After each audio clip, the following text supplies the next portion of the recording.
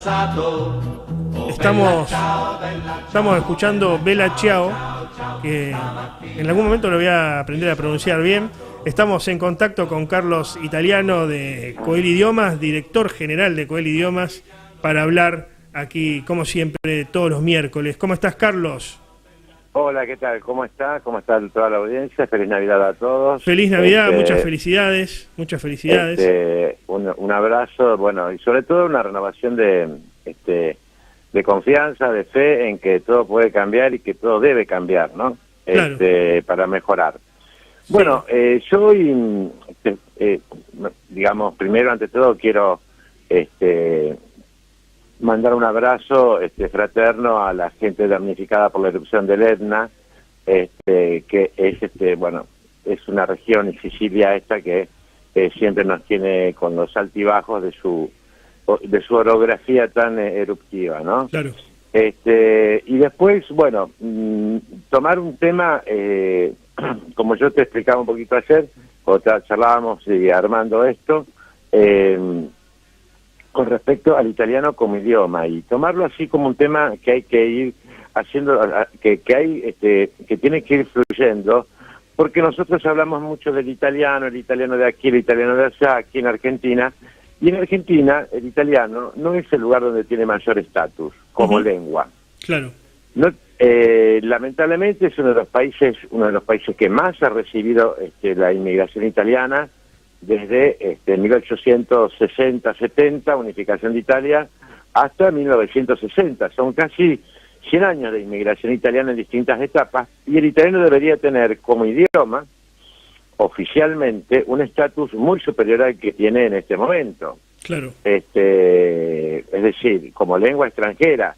No nos olvidemos que en Rosario, ¿cierto?, la tercera ciudad más importante de la República Argentina, con un sedimento de italianidad incomparable, porque incomparable, tiene solamente 3 escuelas públicas que enseñan italiano.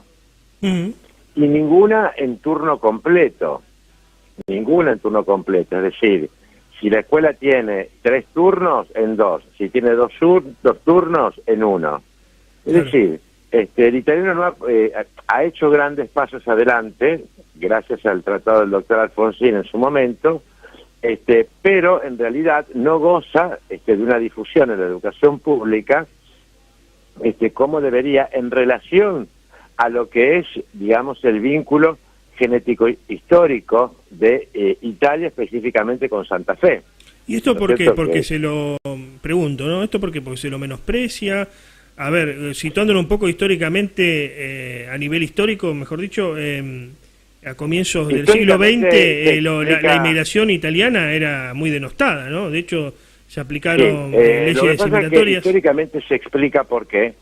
Porque el mayor flujo que viene aquí a Argentina y que se instala en Argentina es entre 1870 y 1930.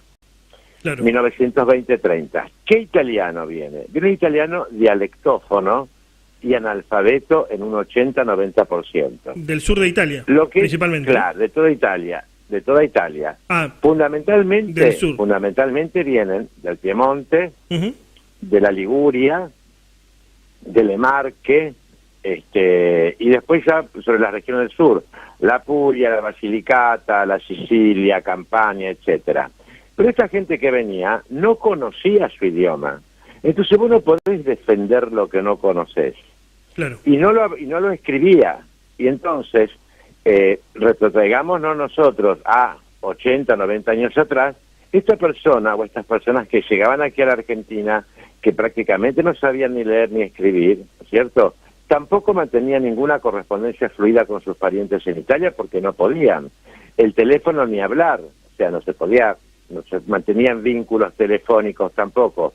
No había los medios de comunicación. Entonces, ¿qué ocurre? Ese idioma queda encerrado en la dialectofonía, encriptado en la dialectofonía, y comienza a deteriorarse también, porque por falta de contacto con las fuentes.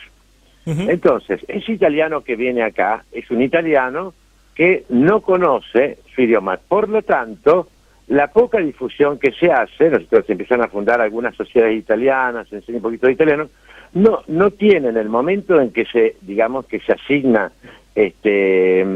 un lugar a las lenguas extranjeras en la educación pública, están el inglés y el francés, pero no está presente el italiano porque no tiene representatividad. Claro.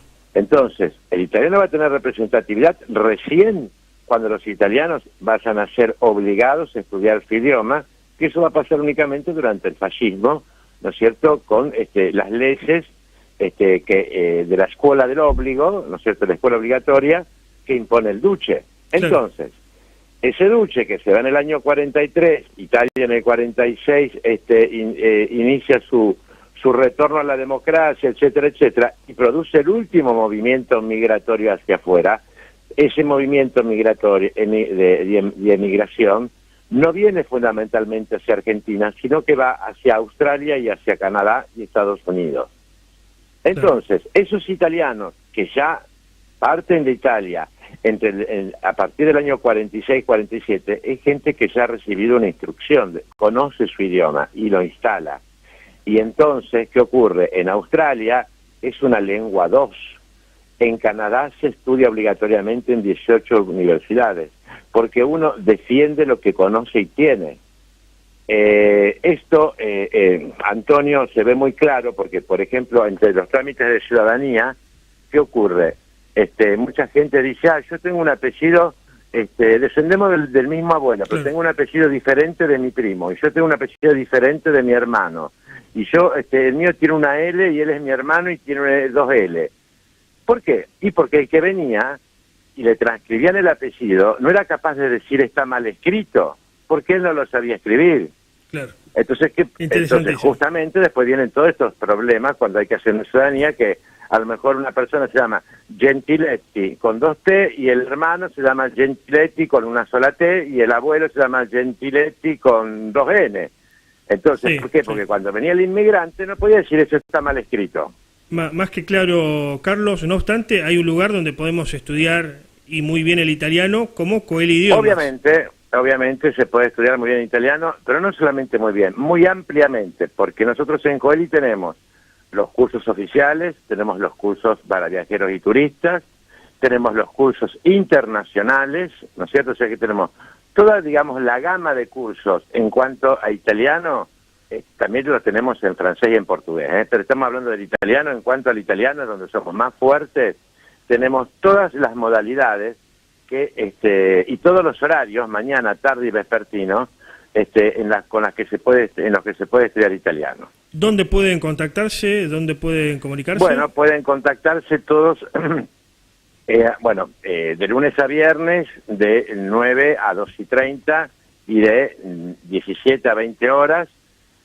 Pueden llamar al 470-6802 o bien concurrir a nuestra sede, ¿no es cierto?, de Maipú 778, segundo piso 11, o bien mandarnos un mail, ¿no es cierto?, a coeli@fivertel.com.ar, o bien en nuestra página de www.coeliweb.com.ar o en el sitio de Facebook Coeli Idiomas.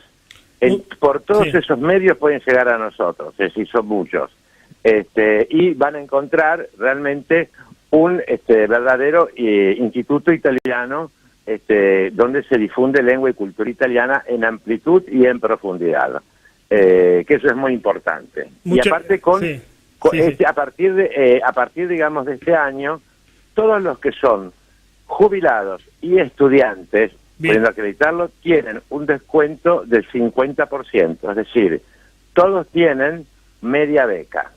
Eso es muy importante, porque hemos tratado también de facilitar la cuestión, dado que estamos viviendo tiempos muy arduos y tiempos muy terribles desde el punto de vista económico, que también se hacen sentir en la educación.